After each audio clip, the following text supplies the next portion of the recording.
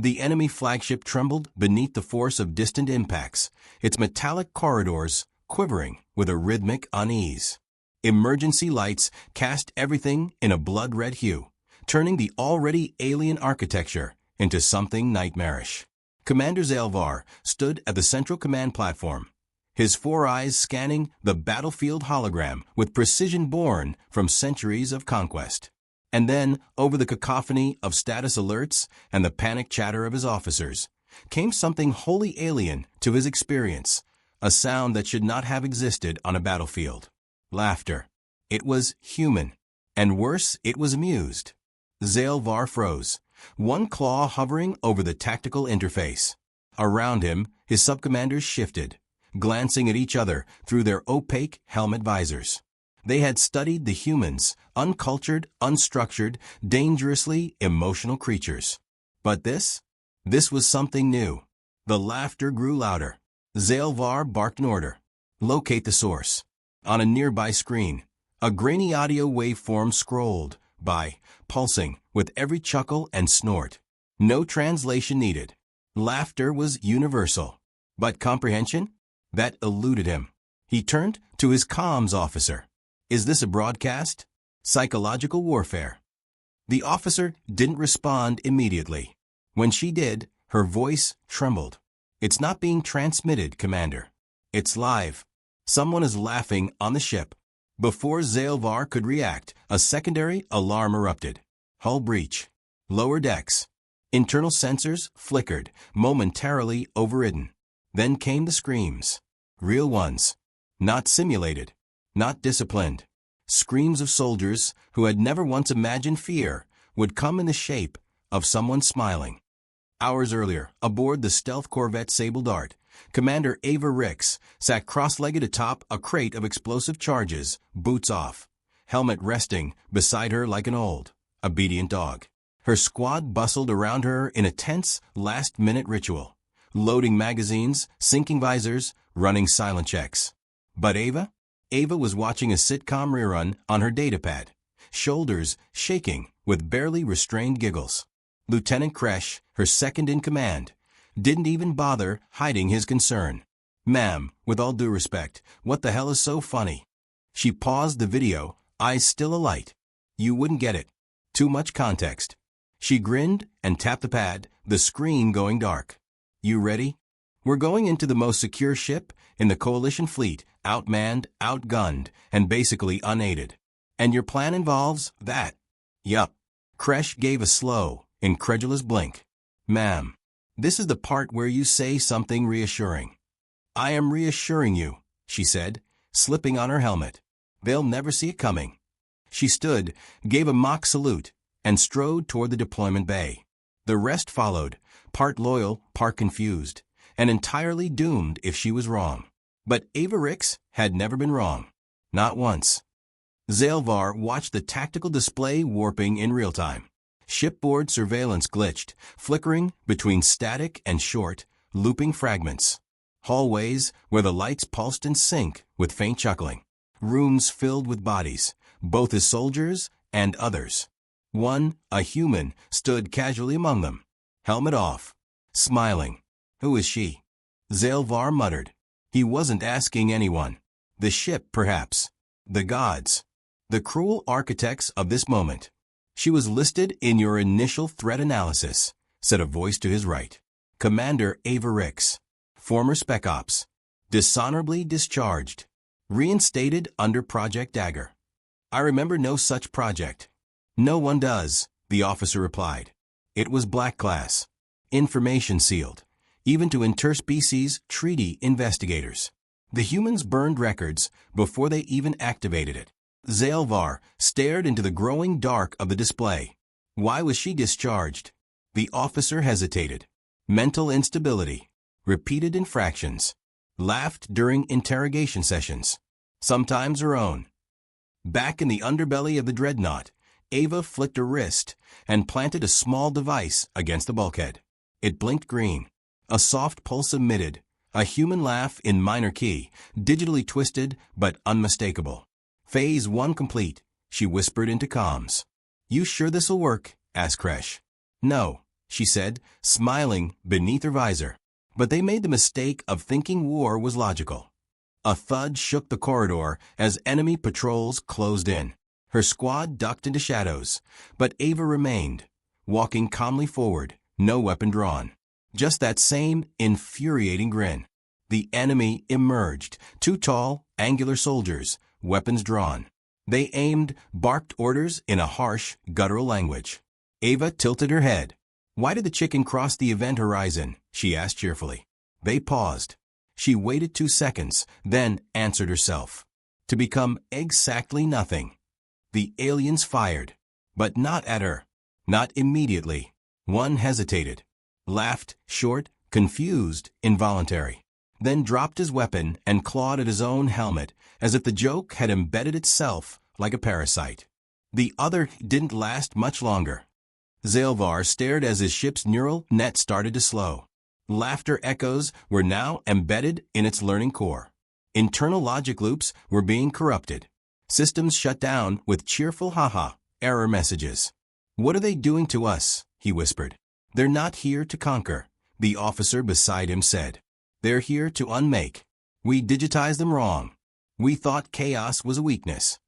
Zaelvar snarled, pushing the officer aside. "Initiate full purge of the affected systems. Lock down the neural net. Seal this insanity out." But the command console just beeped back a line of human script. "Why so serious?" he screamed. Ava heard it, distorted and distant through the ducts, and paused for half a second, letting it wrap around her like a ribbon. She turned to Kresh. "You hear that?" He nodded. "Sounded like a scream."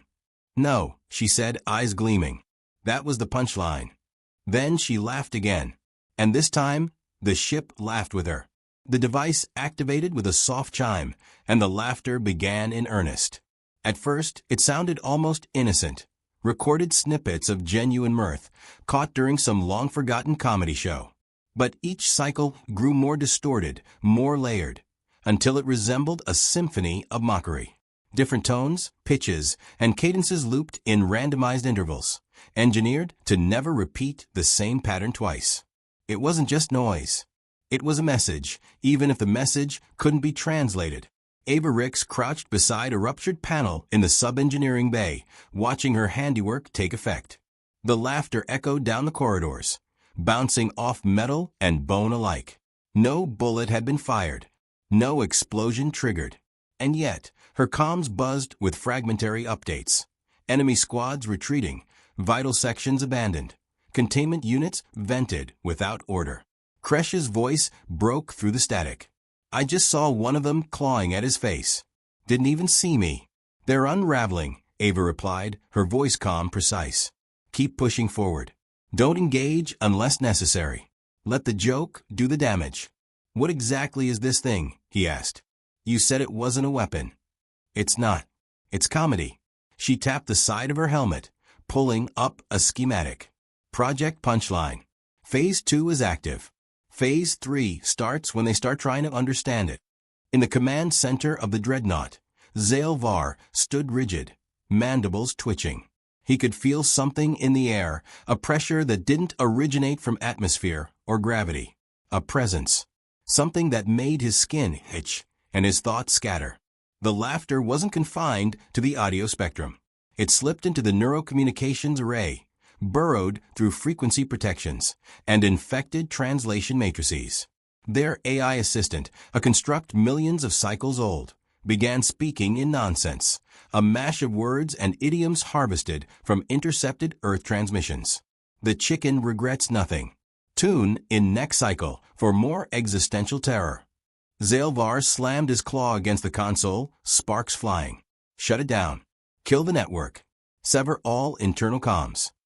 "It's too late," the comms officer whispered. "It's already in the net." And then came the visuals. Monitors blinked to life across the ship, displaying erratic images. Looping sitcom scenes, humans laughing without context. Images flickering too quickly to analyze. Pizza slices, cartoon cats, someone falling off a treadmill. To Zaelvar and his kin, it was pure gibberish. And that was the point. They weren't equipped to handle it. Their language was hyper-precise, mathematical. They had no concept of irony, no tolerance for absurdity. But here, in the very heart of their command structure, they were being mocked, and they didn't even know why. Zaelvar turned to his tactical overseer. Deploy the purge teams. No more subtlety. Hunt the humans down. Burn this nonsense from our ship. Yes, Commander. But what? They're not acting like soldiers. A pause. They're laughing. In the blacked-out remains of Cargo Bay 7, Ava and her team moved like phantoms. Motion sensors were fried. Patrols couldn't coordinate. The enemy was splintered, isolated, afraid. The laughter crawled inside their minds, twisted their instincts against them. Ava crouched beside another console, pulling data as fast as she could. The neural architecture of the dreadnought was bigger than she'd expected, more sophisticated, more interconnected. That was good. Too much centralization meant everything felt the virus at once. Status. Kresh asked, watching the corridor with his rifle raised. We're ahead of schedule. Once I plant the trigger, their core logic net goes full breakdown. Everything they built, every pattern, every assumption, is about to get questioned. He hesitated, voice lower. Do you ever worry this might be too much? Ava didn't look up. They wiped out 7 colonies before we even knew we were at war. They poisoned Moon's atmosphere just to test their gas dispersal algorithms. That's not what I meant. Now she did glance at him.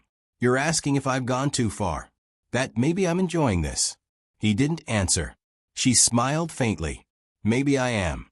But tell me something, Kresh. What do you think is worse to them, being destroyed by us, or realizing they never understood us at all? He lowered his gaze. Let's finish the job, she said, and pressed the final command. Deep within the ship, the laugh track shifted tone. Now it wasn't just laughter. It was dialogue. Carefully selected lines from centuries of human comedy. Out of context, deliberately awkward, and perfectly timed to collapse enemy logic models. I told you I was sick. It's not a tumor. We were on a break. For humans, they were harmless quotes. For the neural systems parsing them, trying to match syntax and intention to alien cultural frameworks, they were catastrophic. Syntax feedback spiraled. Internal monitors collapsed under recursive humor loops. Security AIs shorted out trying to assign threat levels to knock-knock jokes. Zaelvar screamed again as the lights dimmed across the bridge. Every console now displayed a single sentence, translated into his native tongue with terrifying clarity. This isn't war. It's stand-up. His claws sank into the metal railing. Find her, he rasped. Find the human commander and kill her. But Ava was already moving deeper, toward the central processing chamber. Her team followed in silence, stepping over the twitching bodies of those who had tried to make sense of the madness. Once we get to the neural spine, she said over a private channel, it's just a matter of telling one last joke. And if it doesn't work, it'll work. Kresh exhaled. Because they underestimated us?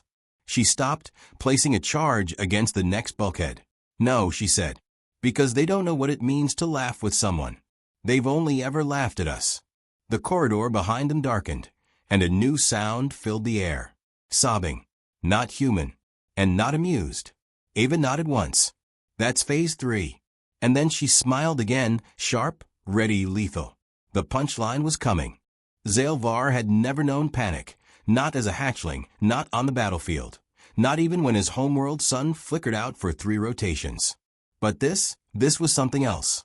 His flagship was dying, not from fire or vacuum, but from confusion, from noise, from jokes. Systems were collapsing under cognitive load, not structural failure. Subcommanders weren't issuing orders anymore. They were curled into corners, whispering fragments of corrupted dialogue like prayers.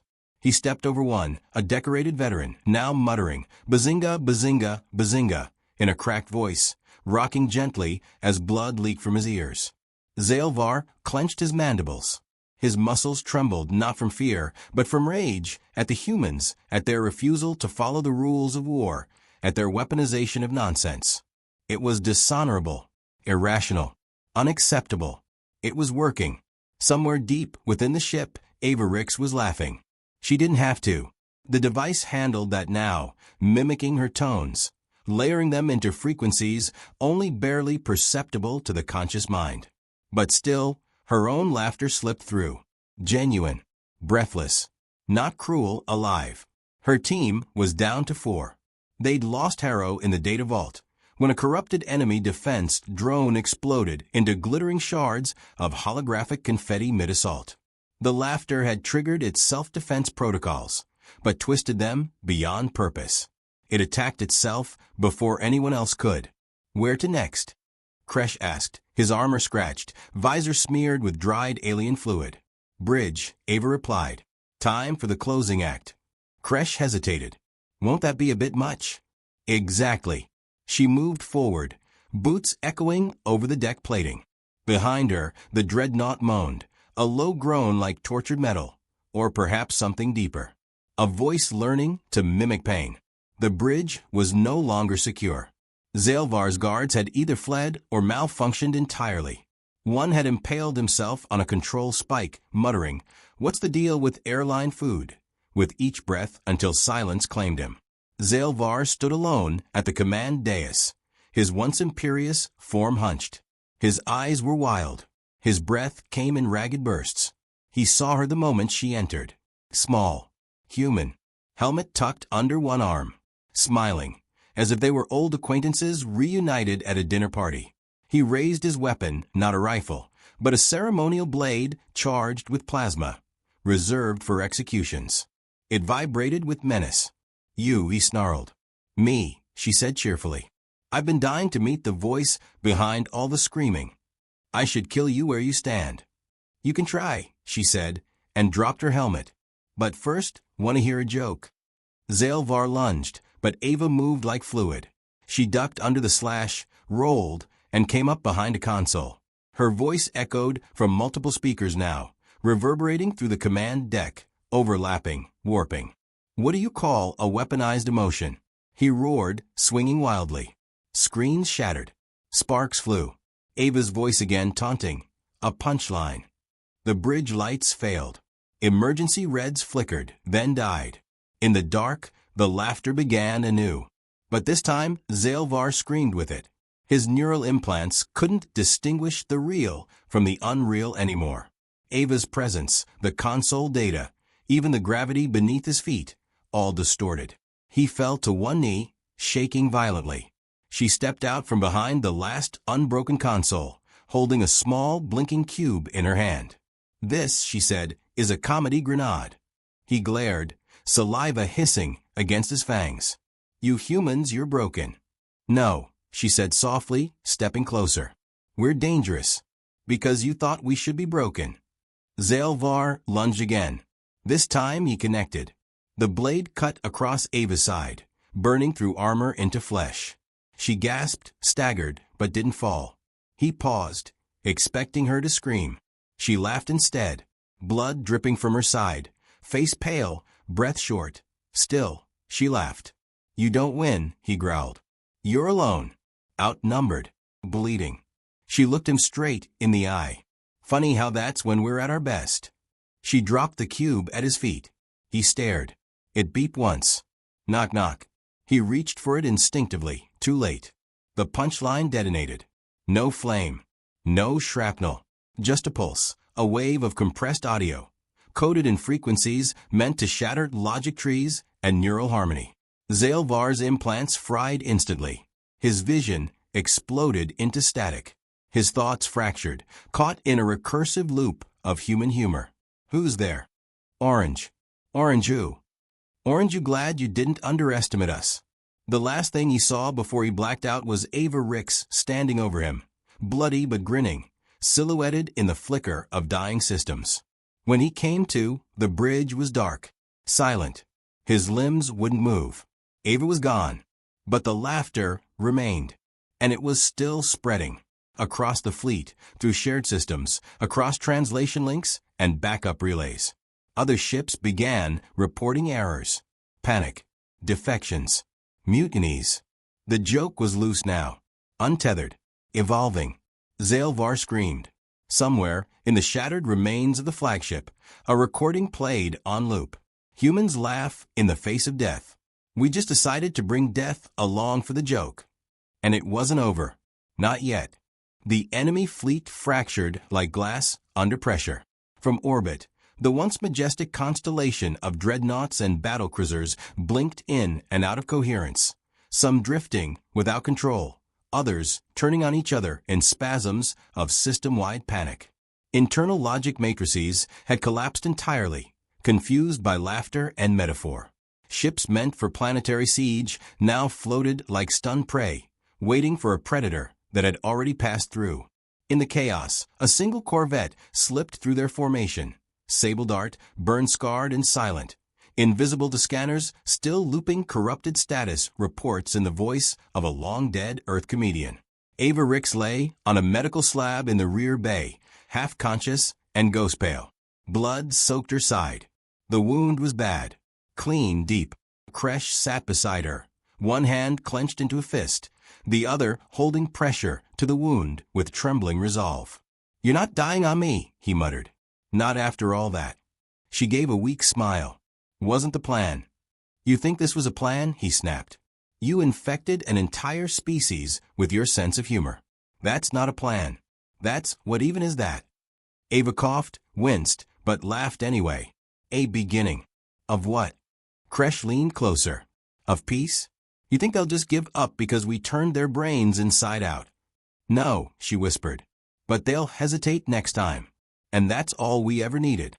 He looked away, jaw tight. "You're bleeding out and making speeches. Typical." "It's poetic," she murmured, half-lidded. "Weird, kind of full circle." "How?" She closed her eyes, her voice drifting. "First time I got discharged, it was 'cause I laughed during debrief. Said the war didn't scare me.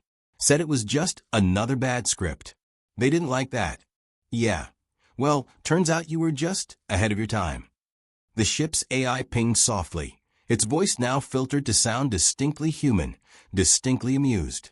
"Commander, message incoming from Central. They want to know what the hell you just did." Ava cracked one eye open. "Tell them, stand-up revolution. Sold out tour." Kresh huffed a dry laugh. "You're impossible." "And you're still here," she said. "Which means something worked." The AI chimed again. "Broadcast intercept confirms multiple enemy units are decommissioning voluntarily. Several have sent surrender signals, encoded, but clearly inspired by Earth humor. One even quoted a sitcom incorrectly. The damage is cultural." Ava tried to sit up, but the pain snapped her back flat. "Then we've already won." "By breaking them?" "By reminding them they're not invincible." Outside, the stars moved. Back on the enemy dreadnought, Zaelvar stared at the wall of the ruined command deck. The cube had long since stopped blinking. The screens were blank. The jokes had ended, but their echo lingered. He sat in silence, surrounded by failure. His crew had not perished in battle. They had dissolved into madness, surrendered without understanding. And the human? She hadn't planted a bomb, hadn't launched an invasion, hadn't even brought a fleet. She had brought an idea. Zaelvar trembled, not from rage, but from something he could not name. Not fear. Not yet. But close. Close. Behind him, a console flickered back to life. "Do you know why the human laughed?" He turned. The text repeated. "Do you know why the human laughed?" He reached for the console, but stopped. He didn't want the answer. And that was the final lesson. Ava woke 2 days later, ribs stitched, side bandaged, system stabilized. Kresh sat nearby, reading something on his pad. A journal entry. Possibly hers. Possibly his. He looked up when her eyes opened. "Hey," he said. "You're not dead," she murmured. "You sound disappointed." She smiled faintly. "Little bit." He set the pad down. "Command doesn't know what to do with you. Or us. Technically, you didn't break any treaties. No forbidden weapons, no war crimes." She arched her brow. "Unless they add sense of humor to the banned list." They might. They sat in silence for a moment. The hum of the ship was comforting now, like the lull of an old comedy rerun, played too many times, but never quite forgotten. "What happens now?" Kresh asked. Ava looked past him, through the viewport at the stars. "They'll retreat, regroup, Try to explain what happened in terms they can understand. Some will fail. Some will adapt.